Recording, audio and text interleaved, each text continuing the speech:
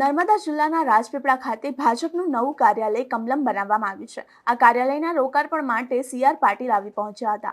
જો કે આ દરમિયાન જાહેર સભામાં પોતાના માટે અલગ રાખી મૂકેલી ખુરશી જોઈને તે ગુસ્સે ભરાયા હતા અને તાત્કાલિક સ્ટેજ પરથી ખુરશી હટાવડાવી દીધી હતી। શું છે સમગ્ર મામલો, જાણીશું આ વિડીયોમાં।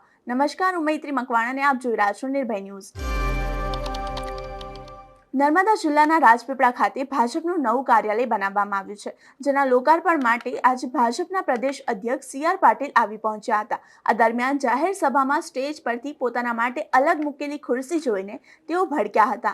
જે બાદ પ્રદેશ પ્રમુખ સી.આર. પાટીલે સ્ટેજ પર મુકાયેલી ખુરશી તાત્કાલિક ધોરણે હટાવડાવી દીધી હતી અને અન્ય આગેવાનો માટે મુકાયેલા સોફા પર બધાની સાથે જ બેઠા હતા। મળતી માહિતી અનુસાર નર્મદા જિલ્લાના રાજપીપળા ખાતે 6 કરોડના ખર્ચે નવનિર્મિત અદ્યતન કમલમ કાર્યાલય બનાવવામાં આવ્યું છે, જેના લોકાર્પણનો આજે કાર્યક્રમ યોજાયો હતો। આ કાર્યક્રમના લોકાર્પણ માટે ભાજપના પ્રદેશ અધ્યક્ષ સી.આર. પાટીલ પહોંચ્યા હતા। અહીં જાહેર સભામાં સ્ટેજ પર સી.આર. પાટીલ માટે અલગ ખુરશીઓ રાખવામાં આવી હતી અને અન્ય આગેવાનો માટે સોફા મૂકવામાં આવ્યા હતા।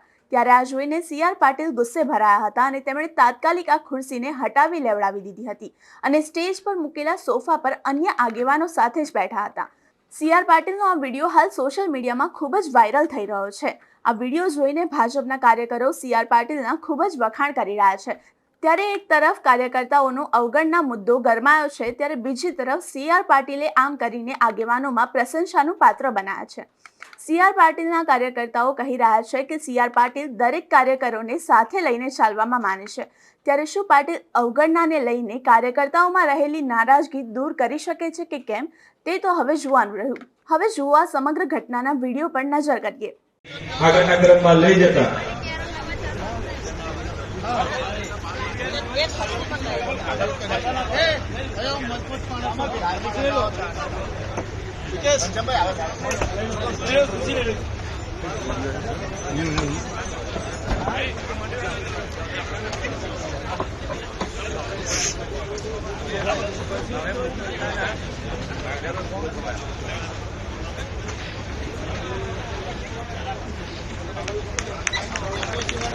અમારો રિપોર્ટ તમને કેવો લાગ્યો તે કોમેન્ટ બોક્સમાં ચોક્કસથી જણાવશો।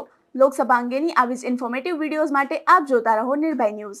અમારી ચેનલ નિર્ભય ન્યૂઝને લાઇક, શેર અને સબસ્ક્રાઇબ કરવાનું ભૂલશો નહીં। આભાર।